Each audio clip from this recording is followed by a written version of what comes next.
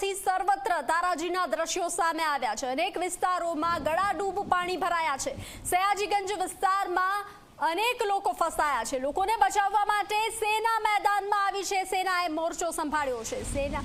સેનાનું લોકોને બચાવવા rescue operation સામે આવ્યું છે। લોકોને બચાવવાની કામગીરી સેના દ્વારા હાથ ધરવામાં આવી છે। વડોદરામાં અનરાધાર સાર્વત્રિક વરસાદે તારાજીના દ્રશ્યોનું નિર્માણ કર્યું છે। વડોદરામાં અનરાધાર વરસાદથી સર્વત્ર તારાજીના દ્રશ્યો સામે આવ્યા છે। આપ આ દ્રશ્યો જોઈ રહ્યા છો।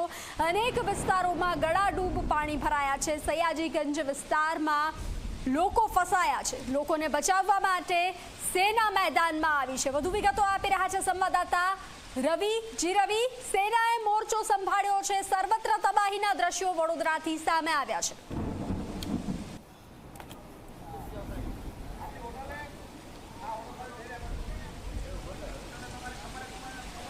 રવિ,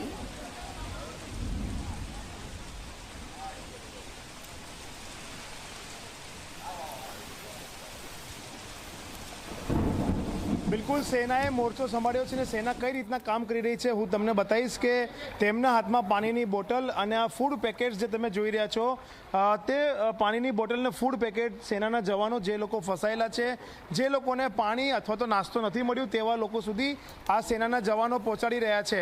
હાલમાં સયાજીગંજ વિસ્તારમાં જ્યાં વાહનો દોડતા હતા, લોકો અહીંયાથી ચાલતા હતા, તે સયાજીગંજ વિસ્તારમાં આપ જોઈ શકો છો કે ઘૂંટણસમા કેડસમા પાણી છે અને સેનાના જવાને અહીંયા મોરચો સંભાળ્યો છે એટલા માટે કે આખો આ જે વિસ્તાર છે એ આખો વિસ્તારમાં જે લોકો છે તે હોટલમાં બહારથી રહેવા માટે આવ્યા હતા અને તેમને અહીંયા કોઈ નથી તેવા લોકોની વારે સેનાના જવાનો આવ્યા છે। મરાઠા રેજિમેન્ટની આખી આ ટુકડી છે કે જે કઈ રીતના અત્યારે કામ કરી રહી છે। જે રીતના તમે જોઈ શકો છો કે પાણીની બોટલ્સ જે છે તે હોટલમાં ફસાયેલા લોકોને અહીંયા ડિસ્ટ્રીબ્યુટ કરવામાં આવી રહી છે અને સેનાના જવાનો સાથે અમે પણ જે ઘૂંટણસમા પાણીમાં અંદર ચાલીએ છીએ। અહીંયા હું તમને બતાવીશ કે કઈ રીતના એક જે હોટલ પર જે લોકો રોકાયા હતા તેમને જે પાણીની બોટલ છે તે અહીંયા ડિસ્ટ્રીબ્યુટ કરવામાં આવી રહી છે। એક માનવતાનું કામ જે ભારતની જે સેના છે તેના દ્વારા કરવામાં આવી રહી છે। વડોદરામાં કુલ 4 જેટલી આર્મીની કોલમ છે તે કાર્યવાહી કરી રહી છે અલગ અલગ વિસ્તારોમાં। એરફોર્સના હેલિકોપ્ટર જે છે તે લોકોને જે છે તે સહાય આપી રહી છે। આપ જોઈ શકો છો કઈ રીતના અહીંયા હોટલમાં જે લોકો રોકાયેલા છે, ફસાયેલા છે, તેમના માટે ફૂડ પેકેટ્સ અને પાણીની જે બોટલ છે તે અત્યારે ડિસ્ટ્રીબ્યુટ કરવામાં આવી રહી છે, તેમને આપવામાં આવી રહી છે। આ તમામ જે લોકો છે તે અહીંયા જે છે તે અહીંયા રોકાયેલા છે ને તેઓ અહીંયા પાણીમાં ફસાઈ ગયા છે। જે રીતના આગળ સુધી ચાલીને આ સેનાના તમામ જવાનો છે તે જઈ રહ્યા છે અને તમામ લોકોને ડિસ્ટ્રીબ્યુટ કરી રહ્યા છે। આપણે તેમના સાથે વાત પણ કરવાનો પ્રયાસ કરીશું। सर क्या कहेंगे ये पानी की बोतल फूड पैकेट्स आप लोगों को वितरण कर रहे हैं, कितनी मुसीबत में लोग किस तरह से मदद कर रहे हैं? सर सबको मदद करना हमारा काम है सर।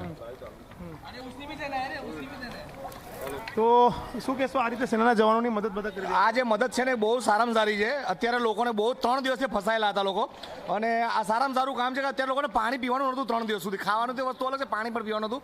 આ અત્યારે સારામાં સારું આપણા જવાનોનું કામ છે અને ઉપરવાળાનું શુક્રવાર છે આજે વરસાદ પણ નથી ને પાણી પર રોકાઈ ગયું છે। શું કહેશો જે રીતના અહીંયા બધા હોટલોમાં લોકો રોકાયેલા છે, ફસાયેલા છે અને તેમને ખાવાનું પણ નહોતું, પીવાનું પણ નહોતું પાણી, સેનાના જવાન બધાને ડિસ્ટ્રીબ્યુટ કર્યા છે?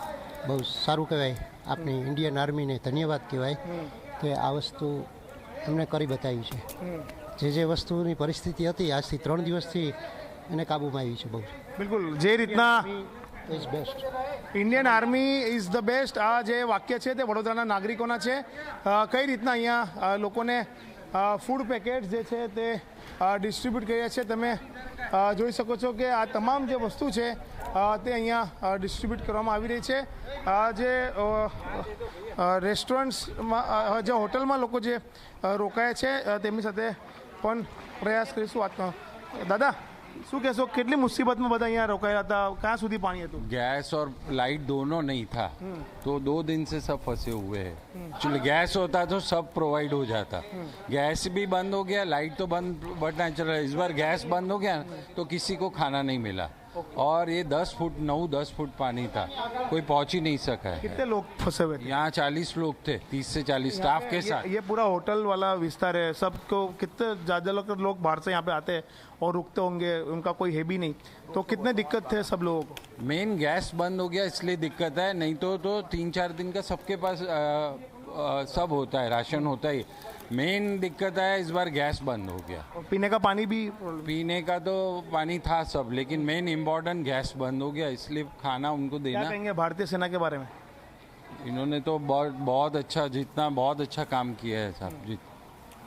તો જે રીતના તમે સાંભળ્યું, આ જે હોટલમાં જે છે રોકાયેલા ગેસ્ટ છે તેઓ કહી રહ્યા છે કે 2 દિવસથી એટલું પાણી હતું કે જેના કારણે તેમને ખાવાની વસ્તુ જે છે તે નથી મળી, સાથે જ તે પાણી જે છે તે પણ પ્રોપર નથી પી શક્યા। 8 થી 10 ફૂટ જેટલું પાણી આ રોડ પર હતું। આજે પણ ઘૂંટણસમા પાણી છે। વિશ્વામિત્રી નદીની સપાટી 32.5 ફૂટ અત્યારે થઈ છે, છતાં પણ કહી શકાય કે હજુ પણ ઘૂંટણસમા પાણી છે। સામે હું તમને બતાવવાની કોશિશ કરીશ કે સામે તમે જે જોઈ રહ્યા છો કે જે સેનાના જવાનો આવી રહ્યા છે તે સેનાના જવાનો ના કમર સુધી પાણી છે અને ત્યાંથી તેઓ આવી રહ્યા છે। એનાથી જો આગળ સેજ રાઈટ સાઈડ ટર્ન લે તો તે તરફ વિશ્વામિત્રી નદીના પાણીનો વહેણ છે, એના કારણે ત્યાં કોઈ પણ વ્યક્તિ નથી જઈ શકતું। ત્યાં સેનાની બોટ જે છે તે રેસ્ક્યુની કામગીરી કરવા માટે ગઈ છે।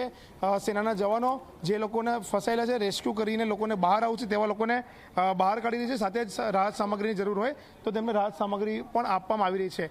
આ તમામ આખો એરિયા એવો છે કે જે એરિયામાં તમામ દુકાનો હોય કે તમામ જે હોટલના બેઝમેન્ટ્સ હોય તે તમામ પાણીમાં ગરકાવ થઈ ગયા છે અને લોકોના વાહનોને નુકસાન થયું છે, લોકોના સરસામાનને નુકસાન થયું છે। પરંતુ આ તમામ મુસીબતના સમયમાં સેના દેવદૂત બનીમાં આવી છે અને લોકોની પાસે જઈને તેમને સામગ્રી પહોંચાડી રહી છે, સાથે તેમનું રેસ્ક્યુ કરીને તેમનું જીવ પણ બચાવી રહી છે। જી રવિ, આપની પાસેથી અપડેટ મેળવતા રહીશું, આપ જોડાયેલા રહેશો। તો વડોદરાની સ્થિતિ ગંભીર જોવા મળી રહી છે।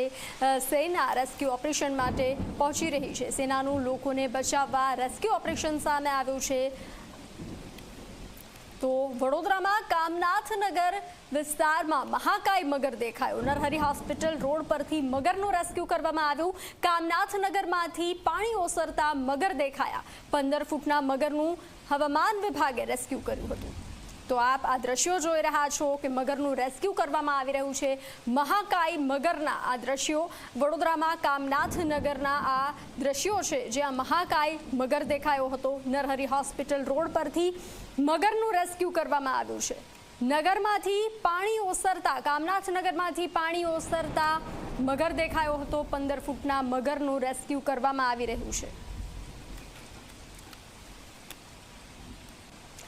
તો વડોદરાના લોકો ફરી મગરને કારણે ચિંતામાં છે, કારણ કે મગરોનો ખતરો વડોદરાવાસીઓ પર તોડાઈ રહ્યો છે। વિશ્વામિત્રીના પાણી ઉતરતા મગરો દેખાયા છે। રસ્તાઓ પર વિશાળ મહાકાય મગરો દેખાયા છે। અવસર પાર્ટી પ્લોટ પાસે 10 ફૂટનો મગર દેખાયો હતો। રસ્તા પર 10 ફૂટના મગરથી લોકોમાં દોડધામ મચી જવા પામી હતી। ઘૂંટણસમા પાણીમાંથી મગરનું રેસ્ક્યુ કરવામાં આવ્યું। રેસ્ક્યુ ટીમે મગરને સુરક્ષિત સ્થળ પર ખસેડ્યું હતું। ઘણા વર્ષોથી હું વડોદરા વન વિભાગ સાથે રહીને વન્ય પ્રાણી બચાવવાનું કામ કરું છું। જ્યારે આજ રોજ અમને જાણ થઈ હતી કે અવસર પાર્ટી પ્લોટની સામે 10 થી 10.5 ફૂટનો લાંબો મહાકાય મગર હતો। અમે લોકોએ સેફલી 2.5-3 કલાકની જહેમત હતી, કેમ કે ઘૂંટણથી નીચે પાણી હતું, રોડ ઉપર પાણી હતું, રોડ ઉપર મગર હતો, જેથી કરીને પકડવો ખૂબ આવશ્યક હતો। જેથી કરીને અમે લોકોએ એને સેફલી ફોરેસ્ટ ડિપાર્ટમેન્ટને સાથે રાખીને અમે લોકોએ રેસ્ક્યુ કરી અને વન વિભાગને સોંપ્યો છે।